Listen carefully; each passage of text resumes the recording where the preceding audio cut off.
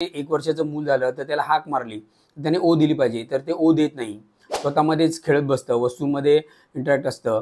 18 वर्षाचं झालं तरी त्याला 2 शब्दांचं वाक्य बोलता येत नाहीये. ते आपल्या बरोबरच्या मुलांशी व्यवस्थित ते इंटरॅक्ट करू शकत नाहीयेत. एकाच प्रकारचं पॅटर्न ड्रॉइंग करत असतात किंवा एकाच प्रकारे स्वतःभोवती फिरत राहतात. अशी त्यांची क्लिनिकल लक्षणं आढळतात. तर याच्यामध्ये पहिल्यांदी असं जर तुम्हाला काही आढळलं, नाहीतर बऱ्याच वेळा आपण काय म्हणतो, बोलत नाही आहे, होईल, आता काय बोलत नाही, थोडा 1-2 शब्द बोलते, मग नंतर बोलेल, अजून थांबूया. पण त्याच्यामध्ये वेळ वाया जातो.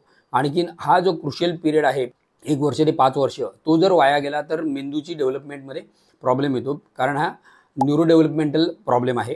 आणि याच्यामध्ये जर पालकांना असं आढळलं की याप्रमाणे दिसतंय किंवा जे कोणी जनरल प्रॅक्टिशनर, पीडियाट्रिशियन जे बघतायत आणि त्यांना जर आढळलं, तर त्यांनी लगेचच त्याचं स्क्रीनिंग करणं महत्त्वाचं आहे.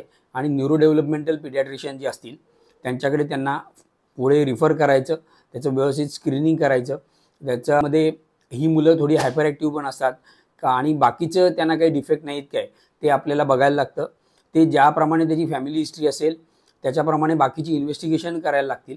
आणि त्याप्रमाणे त्याला वेगवेगळ्या थेरपीज, काहींना स्पीच थेरपी लागते, बिहेवियर थेरपी लागते, तर काहींना ड्रग्ज लागतात ते हायपर ॲक्टिव्हिटी कमी करण्यासाठी वगैरे. आणि मेन म्हणजे त्याची सोशल इंटरॅक्शन करणं हे महत्त्वाचं असतं. ते वस्तूमध्ये गुंतत असतात, तर त्यांना वस्तूमधनं गुंतणं काढून माणसांमध्ये गुंतवायला शिकायला पाहिजे.